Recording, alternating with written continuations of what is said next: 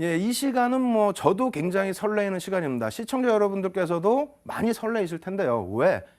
4주 연속, 오늘이 4주 이제 마지막 차입니다. 마지막 차 준비한 부분이, 그러니까 지난 4주 동안에 시장 주도주를 잡아라라는 그러한 그 소 제목을 가지고 여러분들을 찾아뵀었죠. 오늘 방송 이후에는 또 다른 제목으로 이제 교육 방송을 또 진행을 해드릴 텐데, 일단 시장 주도주를 잡아라. 이 부분이 저로서는 여러분들께 가장 알려드리고 싶었던 내용이었기 때문에, 그렇기 때문에 4주간을 진행해드린 겁니다. 그리고 저 역시도 이러한 비법을 가지고 어떻게 했다? 실전 투자대에 뭐 10여 차례에 가까운 1위를 했습니다. 그러한 수익률을 내시고 싶다면요, 여러분들은 꼭 공부를 하셔야 됩니다. 아시겠죠? 오늘 최종 정리, 그래서 도표 정리 많이 해왔습니다. 표를 놓고 보면서 설명드려 보도록 하겠습니다. 자, 시장 주도주란 무엇인가 이렇게 써놨는데요. 답답하실 겁니다. 이거 내용 보시면 시가총액 1조 이상의 지수 견인 가능 업종 대표주, 이렇게 말씀드리면 벌써부터 으악 소리 나와요. 예? 단기적인 급등 종목 주라 이렇게 말씀하시는데, 조금 이따 보여드릴게요. 이 종목군들이 얼마만큼 큰 수익을 여러분들께 안겨드리는지. 두 번째, 시가총액 1조 이상 종목이 몇 개라는 것을 알려드릴게요. 코스닥 15개 포함해서 173개 종목입니다. 173개 종목. 이것은 작년 12월 말 기준에 한국거래소에서 집계해 놓은 그런 자료가 되겠고요.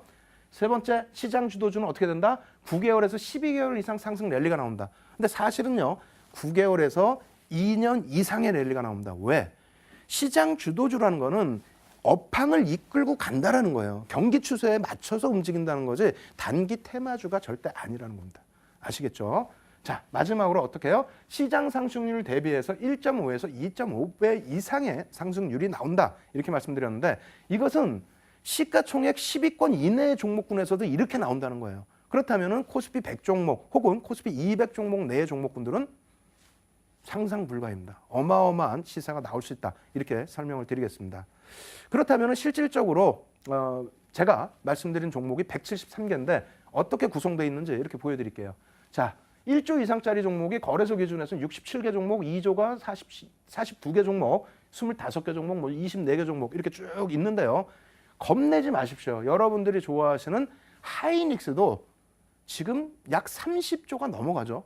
그러한 종목도 시세가 펑펑 잘 나옵니다. 왜 그러한 부분을 어렵게 생각하십니까? 아시겠죠? 자, 그 다음 표 놓고 보겠습니다. 시장 수익률 과연 얼마큼 나오는지. 이 부분이 어찌 보면은 내 수익이 아닌다 해서 뭐 지겨워하실 분들도 계시는데, 결코 그러면 안 돼요. 이거 느끼셔야 돼요. 이 부분을 좀 잘 안 보이실 수 있겠지만은 2003년, 2004년부터 우리나라 실질 랠리가 나왔죠. 바닥 512포인트 찍고 지속적인 상승 랠리가 나온 겁니다. 그때 삼성전자와 현대차, 그러니까 수출주가 그때 당시에 환율 1,100원대에 방어되는 영향력 때문에 엄청난 시세가 나와줬습니다. 지금이야 몇백 퍼센트가 우승 수익이지만 그 당시에는 대형주 기준에서의 수익이 그렇게까지 나오진 못했죠. 어찌됐건 시장이 83.40% 상승했을 때 시장 주도주 시가총액 1위인 삼성전자 얼마요? 145%, 현대차 168%. 만족 못 하신다고요? 이런 대형주에서 이런 수익이 나오는데 만족을 못 하시면 안 되는 거죠. 여러분들 계좌를 한번 다시 생각을 해보세요. 그리고 2005년도에는 앞서 말씀드린 지주사라고 말씀드렸죠. 지주사 부분에 있어서는 보험업체가 먼저 움직이고요. 그 다음이 은행주입니다. 그리고 나서 움직이는 게 증권주예요. 그래서 증권주 부분은 약간 뒤에 움직이는데, 어찌됐건 간에 시장이 58% 올라올 때 금융주들, 그 무겁게 지금 느끼실 수 있는 그 금융주들이 미국 금리 인상과 우리나라 정부의 정책에 힘입어서 어떻게 됩니까? 100% 이상 시장 수익률 대비 2배 가까운 상승률이 나왔다는 거고요. 세 번째, 2007년도에도 마찬가지예요. 중국 수혜주라고 일컬어졌었던 포스코, 현대중공업 시장 대비해서 어떻게 됩니까? 현대중공업이 무려 358%가 상승합니다. 여기서 끝이 아니에요. 여러분들 잘 아시는 최근에 얼마 전까지 뭐가 있었습니까? 차화정이 있었죠. 그중에 자동차 어떻게 됐습니까? 2009년도 초에 바닥 찍고 3년 랠리가 나오면서 현대차 3만 원 바닥에서부터 어떻게 됐어요? 20만 원대 후반. 기아차 어떻게 됐습니까? 5천 원대에서부터 8만 원까지 갔습니다. 그러한 수익을 여러분들께서 제가 지금 단기 매매해서 그런 종목 잡으시라고 한 게 아니잖아요. 업황만 잘 보시고 그리고 전체적인 수급만 잘 판단하신다면 충분히 여러분들 계좌에 포함되어 있고 거기서 빨간불이 여러분들의 계좌 수익을 올려준다. 그런 말씀을 드리는 겁니다. 이제 조금 정신을 좀 차리시고요. 지금부터 또 말씀드리는 내용 정확하게 숙지를 하셔야 됩니다. 다시 화면 놓고 설명드리겠습니다. 자, 시장 주도주의 형성 어떻게 형성됩니까? 첫 번째, 정부 정책에 따른 수혜인데 앞서 말씀드린 핀테크 이런 것은 뭐라고요? 테마주입니다. 테마주. 세 번째 놓여져 있는 정책 수혜라는 거예요. 그린 정책, 오바마 정부의 그린 정책에 힘입어서 어떻게 됩니까? 이명박 대통령 정부에서 똑같은 환경 친화적인 정책, LED 작업이라든가, 그리고 바이오, 그 전에 또 흐름이 있었죠. 바이오의 흐름. 그리고 시장의 흐름에 따른 대도 유가, 금리 어떻게 돼요? 유가가 급상승하면서 화학 정유업체들, 또 유가가 하향 안정 추세로 내려오면서 항공주들, 해운주들 이러한 부분이 시장에서 각광을 받게 되고 그 흐름은 어떻게 된다? 9개월에서 24개월 이상의 랠리가 나온다는 겁니다.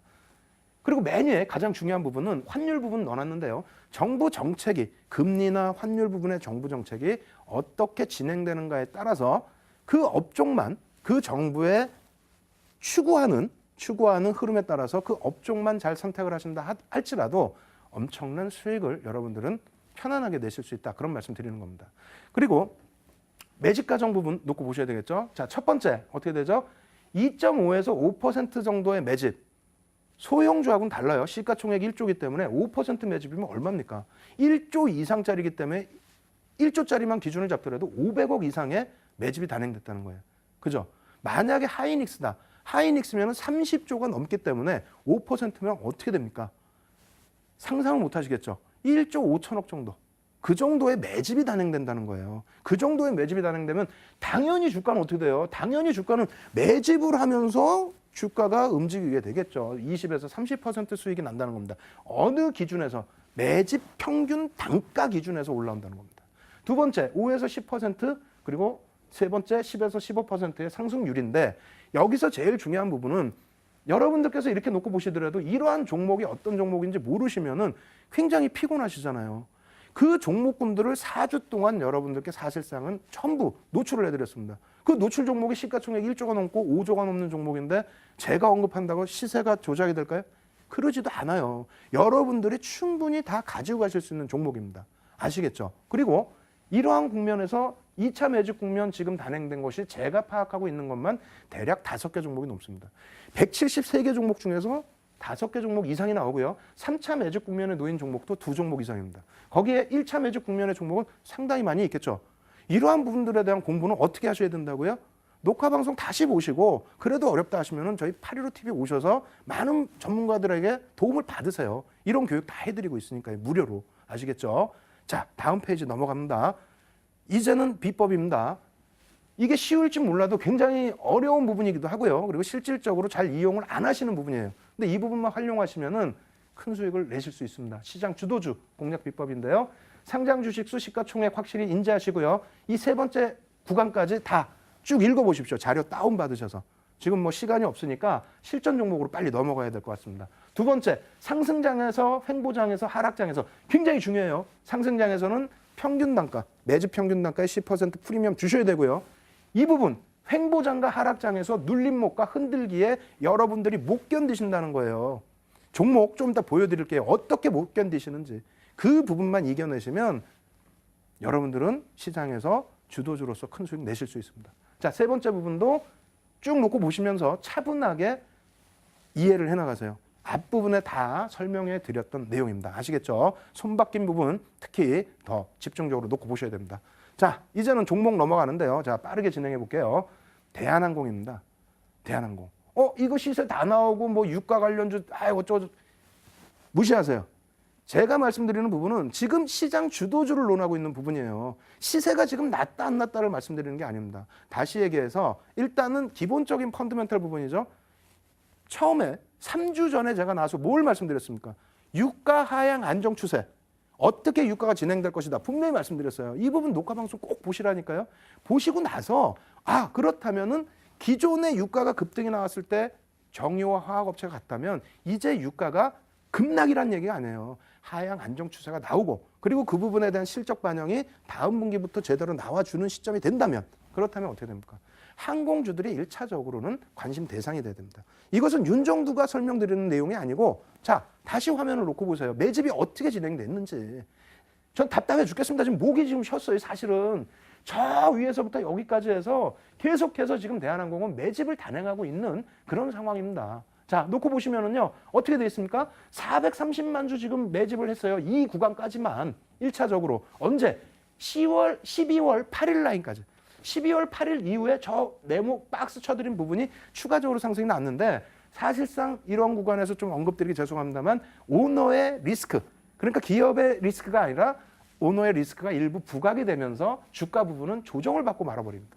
근데 여러분들이 잘 파악하셔야 될 부분이 어떻게 됩니까? 매집 물량을 다시 개인들에게 떠넘깁니까? 지금 빨간색 밑에 있는 선이 개인들의 수급이에요. 떠넘기는 것이 아니고 횡보 혹은 조금 넘기면서 주가는 급격하게 밀려 떨어지는 모습이죠. 이렇게 된다면 흔들기와 눌림이 같이 나온 건데 이러한 구간에서 편입을 미처 못하신다는 겁니다. 심지어는 제가 이러한 종목군들을 가지고 나와서 이 시가총액이 큰 5조에 달하는 이런 종목을 언급을 드려도 그냥 먼 산만 보세요. 아니라는 겁니다. 지금 유상증자 권리락이 나와 있는 상태에서도, 그래서 말씀드린 이후에 주가 상승 탄력이 상당히 나와 있는 폭이긴 합니다만 아직까지도 눌림목에서 벗어나지 못하고 있다. 아시겠습니까? 그래서 이러한 부분들 나중에 추가적으로 꼼꼼하게 한번 체크를 하십시오. 이러한 구간에서 눌림목과 흔들림 구간에서 어떻게 된다? 다시 한번 잡으실 수 있는 기회가 있다. 앞부분에 말씀드린 것처럼요. 2.5에서 5% 혹은 5에서 10%, 10에서 15% 매집한 거 알면 뭐 하겠어요. 알면 뭐예요? 그 가격에 프리미엄 주고 쫓아가시기 힘들잖아요. 그렇다면은 이렇게 흔들어댈 때 혹은 가지고 계신 물량에 대해서 왜 겁을 내십니까? 업황 개선되고 그 부분에 대해서 실적 연관성 있고 매집이 일단 단행이 돼 있는데. 아시겠죠? 다음 종목도 보여드립니다. 다음 종목 보여드리면서 추가적으로 설명을 또 드릴 텐데 이 부분은 손바뀜이에요. 자, 아시아나항공이면은 똑같다. 똑같이 유가 하락 안정 추세 아닙니다. 그 부분도 있지만 사실상 아시아나항공은 어떻게 됩니까? 1월 30일까지 추가적인 상승이 나와요. 무슨 얘기냐면은 대한항공 부분이 12월 달에 이 정도 라인이 되겠습니다. 여기서 멈춰버렸을 때 이쪽은 오히려 수혜를 받았죠. 1등주가 먼저 가야 되는데 아시아나항공이 추가적으로 가버렸다는 겁니다. 그렇다면 1등주인 대한항공만 놓고 봐야 되느냐? 아니라는 겁니다. 지금 매집이 계속 단행됐는데요. 나중에 HTS상에서 하루 거래량에서 개인들이 물량을 얼마큼 뺏긴지 한번 확인해 보세요. 주식수가 1억 9천만 주짜리예요. 하루에 190만 주, 1%씩 물량을 뺏깁니다. 어디에서? 이 윗구간에서. 그렇다면 그 물량을 뺏어간 쪽은 어떻게 됩니까? 매수 평균 단가가 급격히 상향돼 있다는 겁니다. 윗구간에서 지금 매집이 새롭게 단행되고 있다? 그러면 이 구간을 일봉상으로만 놓고 보실 게 아니라 어떻게 놓고 보셔야 된다고요? 주봉, 월봉으로 놓고 보시면서 장기 추세를 그리셔야 됩니다. 왜? 지금 유가 하향 안정된 거에 대해서 실적 발표 나왔습니까? 그거에 대해서 반영됐다고요? 아직까지 충분히 반영된 게 아닙니다. 아시겠죠? 그래서 제가 지금 말씀드리는 부분은 대한항공 부분은 리스크, 오너의 리스크 때문에 주가가 눌림을 받고 흔들림을 받을 때 수급의 변함이 없었다. 그렇다면 동참을 하셔야 되는 구간이다. 그리고 아시아나항공처럼 급등이 나와서 두렵다. 그렇다면 손바뀜의 흐름을 체크를 하셔야 된다. 이러한 부분을 말씀을 드리는 겁니다. 이 부분이 한 종목 더 또 설명을 드리면서 말씀을 드리겠습니다. 삼성전기요. 요즘 삼성전기 못 잡으셔서 발만 동동동동동동 구르시는 분들 많이 계시죠. 자, 한번 놓고 보겠습니다. 삼성전기도 마찬가지예요. 개인들 수급 이렇게 놓고 보시면 개인들이 많이 살 때 떠넘겨졌을 때 주가는 계속해서 빠져내려옵니다. 그러다가 이제 막 개인들이 물량을 뺏기기 시작했어요. 왜? 업황이 개선된다. 제가 뭐라 말씀드렸어요? 수출주에 대해서 관심을 가지시라고 그랬잖아요. 자동차는 솔직히 좀 부담스럽긴 한데 IT주들은 괜찮다. 그 부분에서 가장 또 먼저 움직임을 줬던 부분 중에 하나가 삼성전기. 그 밖에도 하이닉스, LG디스플레이, 삼성전자는 경고하지 않습니까? 경고합니다. 이 삼성전기의 경우도 잘 놓고 보세요. 화면이 조금 멀리 있어서 잘 안 보이실 수도 있습니다. 아닙니다. 여러분들이 어느 정도 욕심만 내실 수 있다면 나중에 녹화방송 꼭 보셔야 돼요. 자, 이 박스 쳐드린 구간이 약 5% 정도 개인들이 물량을 뺏긴 시점입니다. 이 종목 역시 한 7,500만 주 정도 상장 주식수가 되는데 조단위의 업체죠. 5%면 적은 물량이 아니라는 거예요. 그렇게 해서 주가가 어떻게 됩니까? 상승을 했기 때문에, 여기까지 상승했기 때문에 발만 동동동동 구르고 이거 사긴 사야 되는데 언제 사지? 혹은 잘 편입하셨어요. 잘 편입하셨는데 어디서 털리냐? 이렇게 눌러대는 거예요. 이렇게 눌러댈 때 여기서 어떻게 됐습니까? 오히려 추가적으로 개인들은 물량을 털립니다. 무슨 말씀인지 아시겠어요? 이렇게 눌러댈 때 이걸 못 견디신다는 거예요. 이거를.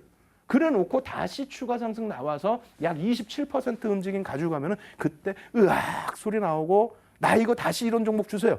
드렸잖아요. 앞부분에서도. 예? 시가총액 4조 5조짜리 이렇게 말씀드렸으면 됐지. 무슨 말씀인지 아시겠어요? 삼성전기 이 부분을 추세적인 부분도 같이 놓고 또 보겠습니다. 이평선이에요. 여러분들 가장 쉽게 보실 수 있는. 이 이평선은 뭐라 그랬어요? 시장의 에너지입니다. 캔들이 시장의 영혼, 캔들이 주가의 영혼이라면은 이평선은 에너지예요. 이 에너지에 응집된 흐름.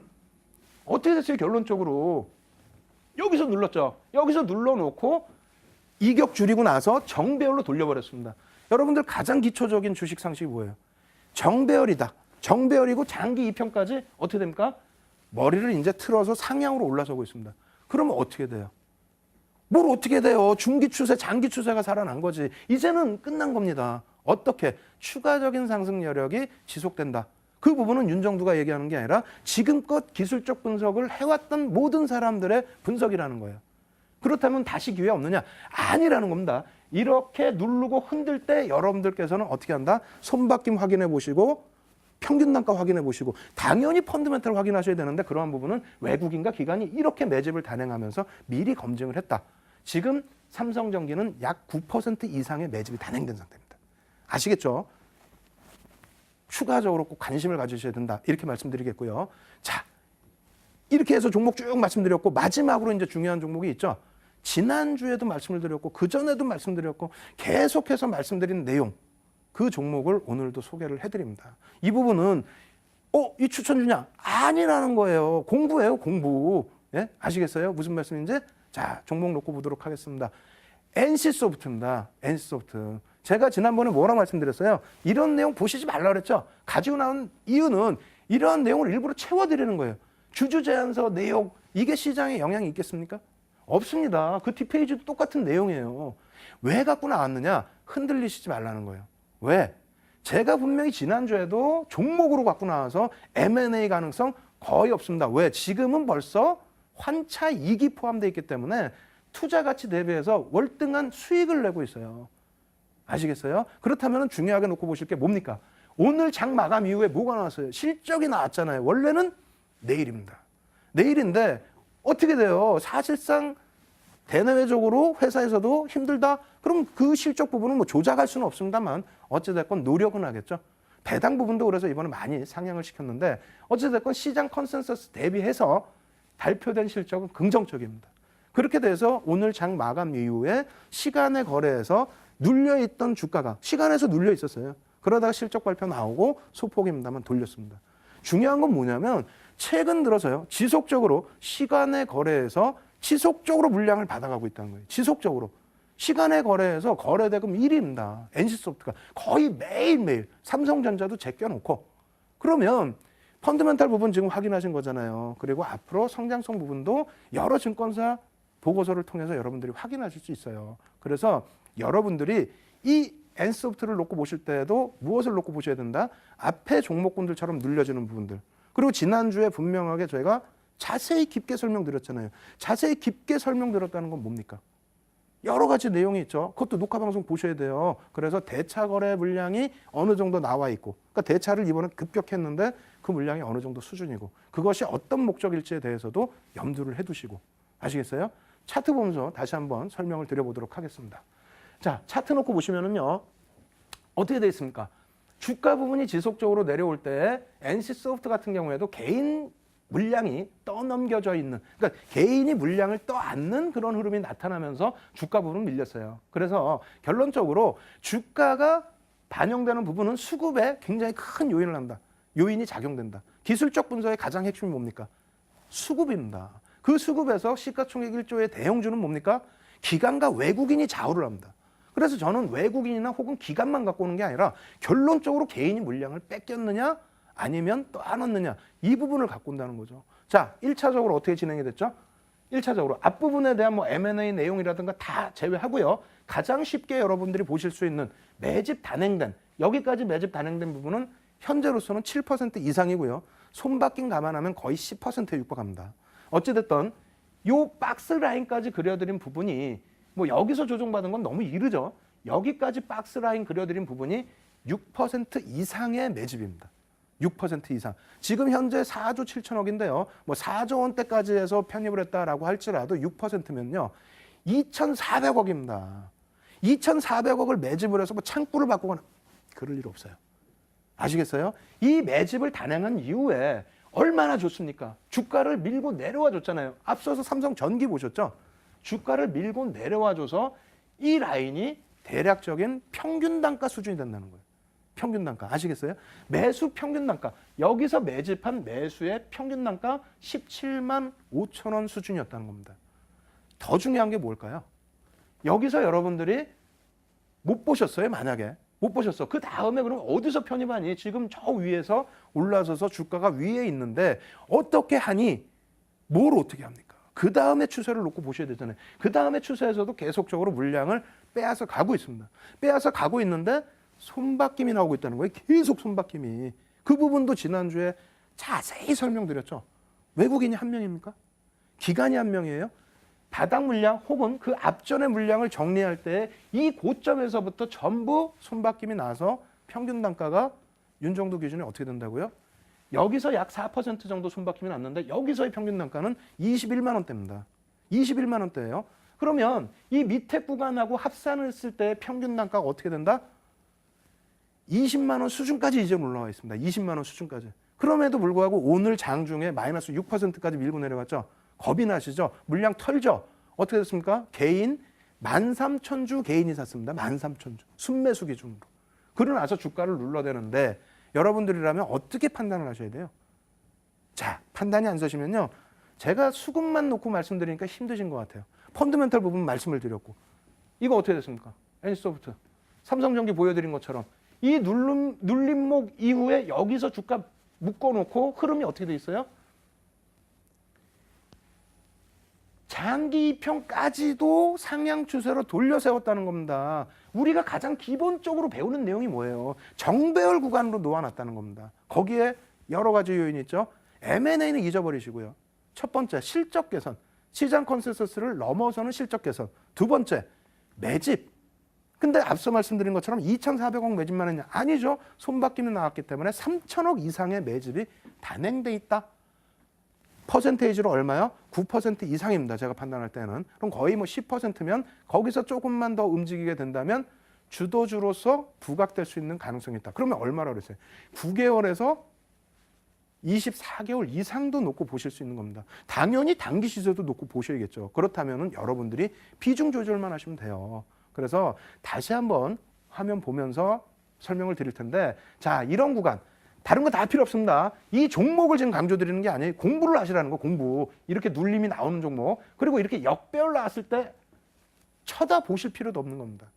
정배열이 나오는 구간에 기술적으로 접근하고 플러스 수급 보시고 펀드멘탈 보시고 그 밖에 주가를 견인해 줄 수 있는 이슈까지 있다면 좋다는 겁니다. 다만 내가 알고 접근해야 돼요. 왜? M&A 가장 쉽게 설명드렸죠. 뭐라고 그랬습니까?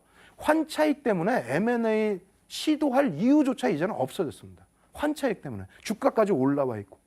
그렇기 때문에 여러분들이 한 가지만 놓고 대응을 하시려다 보면은 될 수가 없어요. 아시겠죠? 그래서 마지막으로 좀 정리를 해드린다면요. 제 눈 잘 보세요. 눈 잘 보시고 잘 생각을 하세요. 시장 주도주라는 건 뭐라고요? 시장을 견인할 수 있는 그 정도의 시가총액을 갖고 있는 종목군들이다. 그러한 종목군들이 부각이 돼야 그 업종에서 시세가 나오기 시작하고 그것이 최소 9개월에서 24개월까지 아까 도표는 12개월이라고 말씀드렸죠. 그 이상까지도 나올 수 있다는 거고요. 두 번째 중요한 부분은 여러분들이 가지고 계신 종목에 대해서는요. 상장 주식수가 몇 주인지 아시겠죠? 그리고 매집을 단행하면 몇 주 매집을 단행한 건지 이거를 꼭 확인하셔야 됩니다. 왜? 하이닉스 매번 말씀드릴 때 뭐라고 설명드려요? 7억 2천만 주가 넘습니다. 1%면요. 720만 주예요. NC소프트의 경우에는요. 2,200만 주 수준입니다. 1%면 22만 주밖에 되지 않습니다. 그래서 내가 가지고 있는 종목은 상장 주식수, 시가총액 그리고 평균 매수 단가 손바뀜 이러한 부분까지 공부를 하셔야 되는 겁니다. 아시겠죠? 그래서 맨 처음에 말씀드린 것처럼 에디슨이 뭐라고 그랬다고요? 고생을 해야만 소중한 것을 얻을 수 있다. 소중한 것을 얻기 위해서는 고생을 해야만 한다. 이렇게 오늘 마무리를 지어드리겠습니다.